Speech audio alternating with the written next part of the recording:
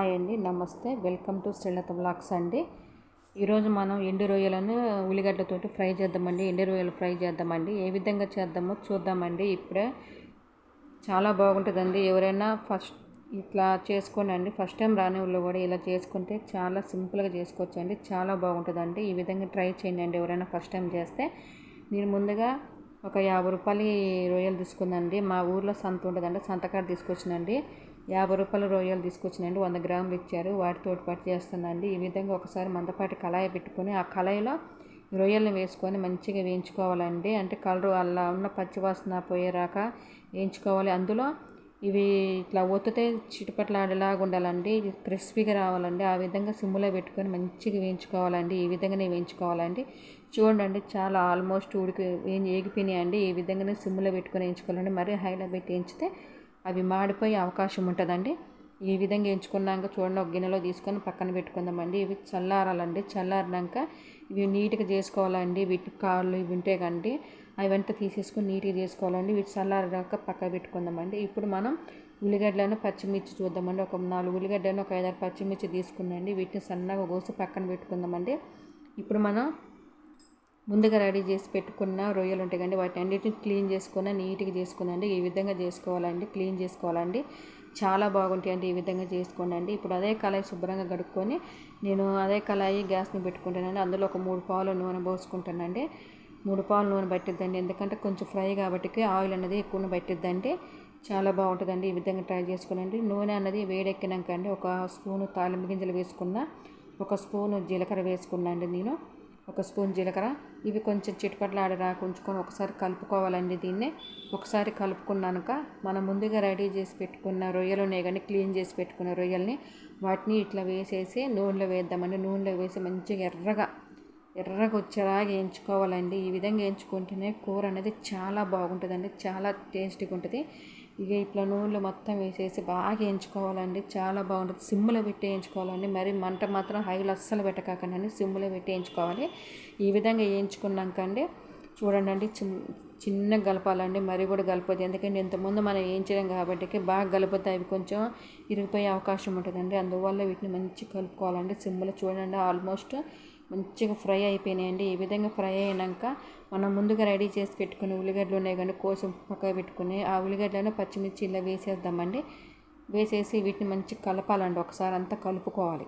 ఒకసారి అంతా మొత్తం ఆయిల్, ఎండు రొయ్యలు, పచ్చిమిర్చి ఎంత మంచి ఫ్రై కావాలండి. నూనె అనేది చాలా కాసేపైనా ఒక 5 నిమిషాలైనా ఫ్రై కావాలండి. ఈ విధంగా వేయించుకోవాలండి.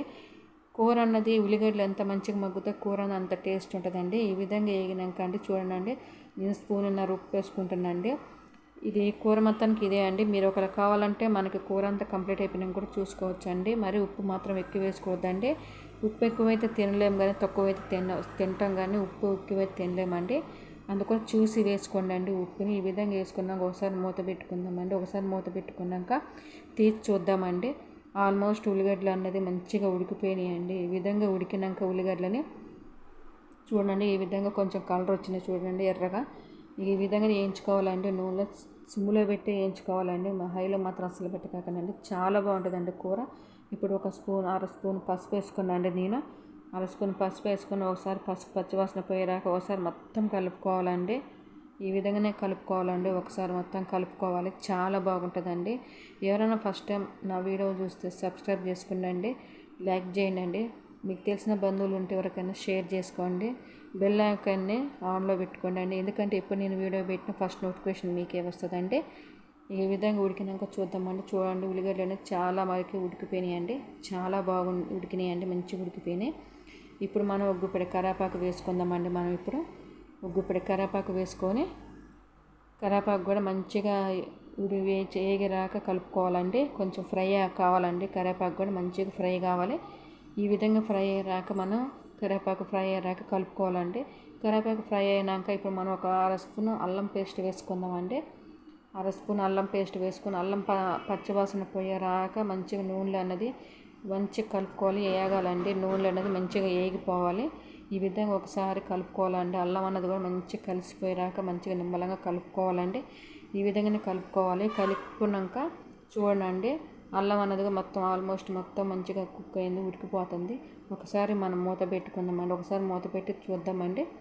ఒకసారి మూత పెట్టుకొని చూసినాక చూడండి మొత్తం మంచిగా ఫ్రై అయ్యిందండి. ఇదే స్టేజ్లో మనం ఇప్పుడు మనం ఈ విధంగా కలుపుకోవాలండి. ఈ విధంగానే కలుపుకుంటే చాలా బాగుంటుందండి. ఇప్పుడు ఒకసారి కలుపుకున్నాక నేను కారం 2 స్పూన్లు వేసుకుంటున్నాను. అది మన ఇష్టం అండి, టేస్ట్ని బట్టి కారం తినేదాన్ని బట్టి కూడా వేసుకోవచ్చండి. నేను 2 స్పూన్ల కారం వేసుకుంటున్నా. 2 స్పూన్ల కారం వేసుకొని ధనియాల పొడి, జీలకర్ర పొడి వేసుకుంటా అండి, బాగుంటుందండి. ధనియాల పొడి ఇంట్లో రుబ్బిందే ధనియాల పొడి అండి. ధనియాల పొడి 1 స్పూన్ వేసుకున్నాండి నేను.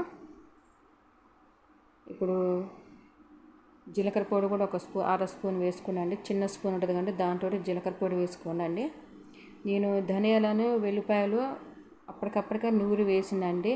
ఇలాంటి ఫ్రైలలో కదండి, ఏ కూరలను సరే ధనియాలని వెల్లిపాయలు అప్పటికప్పటికి నూరి వేసుకుంటే అండి కొంచెం మసాలా అన్నది అది ఉత్తగా ధనియాలు వేయించి మిక్సీ పట్టేటప్పుడు కొన్ని ఎల్లిపాయలు వేసి మిక్సీ పట్టి కొంచెం అప్పటికప్పటికి ఆ మసాలా వేసుకుంటే ఏ కూరైనా సరే అండి చాలా బాగుంటుందండి. ఇంకో రోలు ఉంటూ రోట్లో దంచి కచ్చాపచ్చగా రోట్లో దంచి వేస్తే ఇంకా బాగుంటుందండి. మేమైతే అంతే వేస్తాం.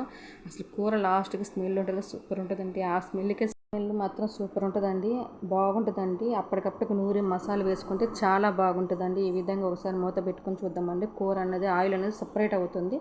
ఈ విధంగా సపరేట్ అయిందంటే కూర ఆల్మోస్ట్ ఉడికిపోయినట్టు, కూర అంతా ఫ్రై అయిపోయింది. మంచిగా చూడండి, మంచిగా పొడి పొడిగా ఎంత బాగా వచ్చిందో కూర. తినను అన్నోళ్ళు కూడా మంచిగా ఇష్టంగా, చాలా ఇష్టంగా తింటారండి. ఇప్పుడు మనం కొత్తిమీర ఒక గుప్పెడంత కొత్తిమీర వేసుకొని ఒకసారి కలుపుకుందామండి. ఒకసారి కలుపుకుంటే కూర అన్నది ఉడికిపోయిందండి. ఈ విధంగా కూర వండుకుంటే చాలా ఇష్టంగా తింటారండి, చాలా బాగుంటుందండి. ఒకసారి ట్రై చేసి చూడండి. ఆల్మోస్ట్ కూర అంతా ఉడికిపోయిందండి. ఇక మనం గ్యాస్ బంద్ చేసుకుందండి.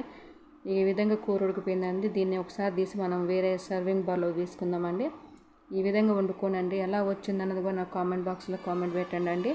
కూర చాలా బాగుంటుందండి, ట్రై చేయండి. ఒకసారి ట్రై చేసి నాకు కామెంట్ పెట్టండి. ఈ విధంగా ఉంటుందండి కూర, చూస్తుంటేనే నోరు ఊరిపోతుందండి, చాలా బాగుంటుందండి. ట్రై చేయండి ఒకసారి.